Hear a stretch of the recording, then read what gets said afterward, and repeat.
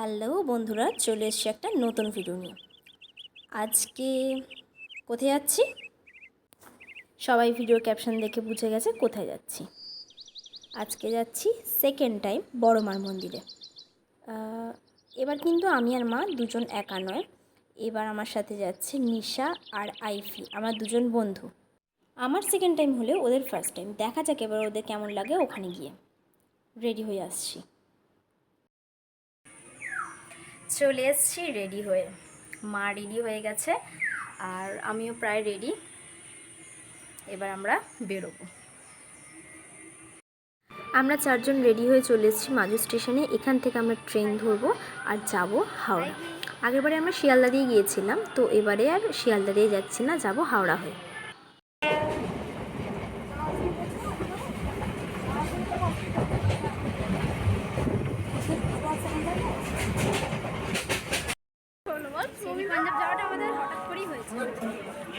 নেমে পড়ছি হাওড়া স্টেশনে। এখান থেকে আমরা আবার ট্রেন ধরবো চুঁচুড়ার উদ্দেশ্যে।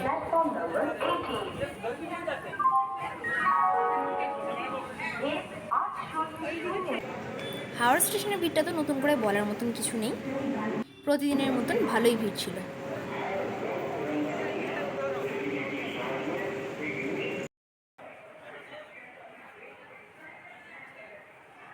তারপরে আইভি চলে গেল হাওড়া স্টেশনের এটিএমে টাকা তুলতে, আর আমি মা নিশা ওর জন্য দাঁড়িয়ে ওখানেই ওয়েট করছিলাম।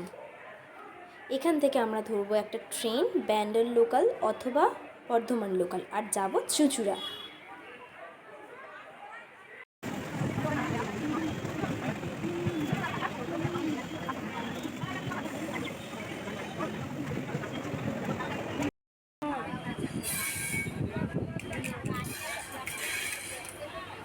ট্রেনে উঠতে সবার ভীষণ খিদে পেয়ে গিয়েছিলো, কিন্তু খাবার মতন সেরকমভাবে কিছুই পাওয়া গেল না।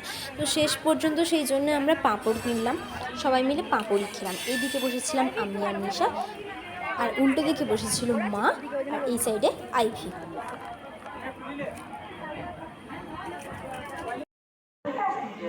Train number 37827 of Howrah Bardhaman local via main line is arriving on platform number 2. कृपया ध्यान दें गाड़ी संख्या আমরা চলে এসেছি চুঁচুড়া স্টেশনে। এবার এখান থেকে একটা গাড়ি ধরবো আর সেটা করে যাব ফেরিঘাট পর্যন্ত। তারপর ওখান থেকে আমরা লঞ্চ পারাপার করব।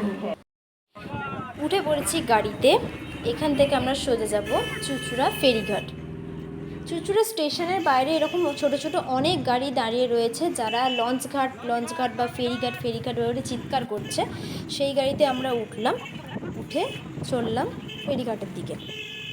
গাড়ি থেকে নেমেই আইভির চোখ পড়ল সোজা অরুণ আইসক্রিমের দিকে। হ্যাঁ, এটাই হলো সেই ভাইরাল অরুণ আইসক্রিম। শেপটা দেখতে ছিল একদম বিস্কুটের মতন, কিন্তু খেতে পুরো চকোবার। 5 টাকায় দারুণ জিনিস। তারপর ফেরিঘাটে এসে 8 টাকা করে টিকিট কেটে লঞ্চে ওঠার জন্য এগোলাম।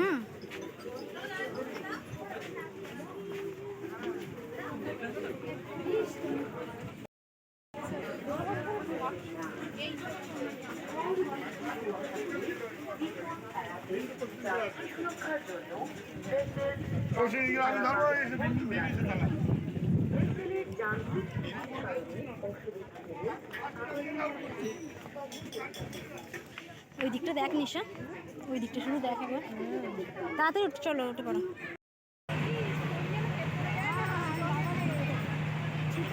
লঞ্চে করে চুঁচুড়া ফেরিঘাট থেকে যাব নৈহাটি ফেরিঘাট। যেতে সময় লাগবে ওই 5 থেকে 7 মিনিট। কিন্তু গঙ্গা দেখতে দেখতে চোখের পলকে এই 5-7 মিনিট যে কীভাবে কেটে যাবে বোঝাই যাবে না। আসলে গঙ্গার মাহাত্ম্যই এটা, একবার তাকিয়ে থাকলে আর কোনো দিকে চোখ যায় না। আবারও চলে এলাম নৈহাটির বড় মায়ের মন্দির। আসলে দিনটা ছিল 15ই আগস্ট, ছুটির দিন। তাই জেনারেলি স্কুল, কলেজ, অফিস সব কিছুই মোটামুটি ছুটি। সেই জন্যে সেদিনকে মানুষের ভিড়টাও ছিল মারাত্মক। ফার্স্টবার যখন আমি আর মা এসেছিলাম তখন কিন্তু ছিল খুব সামান্যই ভিড়, কিন্তু আজকে ভিড় হচ্ছে সাংঘাতিক। দেখাই যাচ্ছে মন্দিরের গেট থেকে একদম প্রায় লঞ্চ ঘাটের কাছাকাছি চলে গেছে পুজো দেওয়ার লাইন। আমরা তো চিন্তাতেই পড়ে গিয়েছিলাম যে এত লম্বা লাইনের পিছনে দাঁড়িয়ে পুজো কিভাবে দেব। তো সেই সময় নিশা একটা আইডিয়া দিল, বললো চলো আমরা লাইনের মাঝখানে একদম সামনে গিয়ে ঢুকে পড়ি, কেউ অত দেখছে যে কারা আছে না আছে। তো যদিও এটা আমাদের হয়তো করা উচিত হয়নি, কিন্তু কিছু করার ছিল না, সেই জন্য আমাদের লাইনের মাঝখানে ঢুকতেই হলো। তারপর ঢুকে পড়লাম মন্দিরের একদম ভিতরে। মায়ের কাছে নাকি যে যা চায় তার মনের আশা পূরণ হয়, আর সেটা তো ভিড় দেখে বোঝাই যাচ্ছে।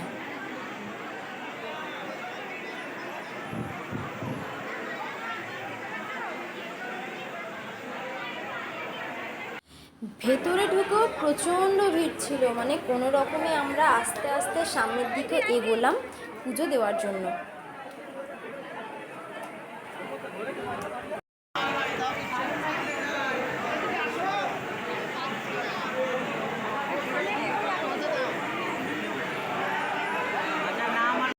অবশেষে আমাদের পুজো দেওয়া কমপ্লিট।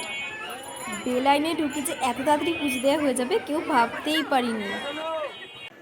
মন্দির থেকে বেরিয়েই রোডের দুপাশে রয়েছে প্রচুর দোকান, আর সেই সব দোকানগুলোতে বিক্রি হচ্ছে বড় মায়ের ছোট বড় বিভিন্ন সাইজের নানান রকমের ছবি। একদম ছোটোগুলোর দাম ছিল 20 টাকা, এরপর 100, 200, 300 যে যেমন নেবে নানান রকমের। আগের বারে এসে মা একটা বড় ছবি নিয়ে গেছে বড় মায়ের, সেই জন্য এবারে আমরা আর কিছু নিলাম না, নিশা একটা বড় ছবি নিল। কালী পুজোর সময় বড় মার 21 ফুট মূর্তির পুজো হয়, তখন এই রাস্তাটাতে হাঁটা চালারও জায়গা থাকে না। ইচ্ছা আছে এবছর কালী পুজো মাকে নিয়ে আসবো। এখানে প্রত্যেকটা দোকানেই ঠাকুরের নানান রকম জিনিসপত্র বিক্রি হচ্ছে, আর পুজো দেওয়ার জন্য প্রতি দোকানে বিক্রি হচ্ছে ডালা। তার মধ্যে আবার শুরু হয়ে গিয়েছিল বৃষ্টি, তাই প্রত্যেক মানুষের হাতে একটা করে ছাতা। আমাদের পুজো দেওয়া হয়ে গেছিলো কমপ্লিট, তাই সেরকমভাবে আর কোনো হাতে কাজও ছিল না, আর বাড়ি যাওয়ার তাড়াও ছিল না, সেই জন্য আমরা ঘুরে ঘুরে গোড়া মার্কেটটা দেখতে লাগলাম। এরপর নিশারা ঢুকলো একটা জামা কাপড়ের দোকানে, সেখানে একটা কুর্তি ওদের খুব ভালো লেগেছে, সেই জন্য সেটার দাম জিজ্ঞাসা করার জন্য ওরা ভিতরে ঢুকলো। ভিডিওর বাকি অংশ দেখতে গেলে ওয়েট করতে হবে সেকেন্ড পার্টের জন্য। আমার ভিডিও যদি আপনাদের ভালো লেগে থাকে তাহলে অবশ্যই চ্যানেলটাকে সাবস্ক্রাইব করে দেবেন এবং লাইক, কমেন্ট এবং শেয়ার করতে ভুলবেন না।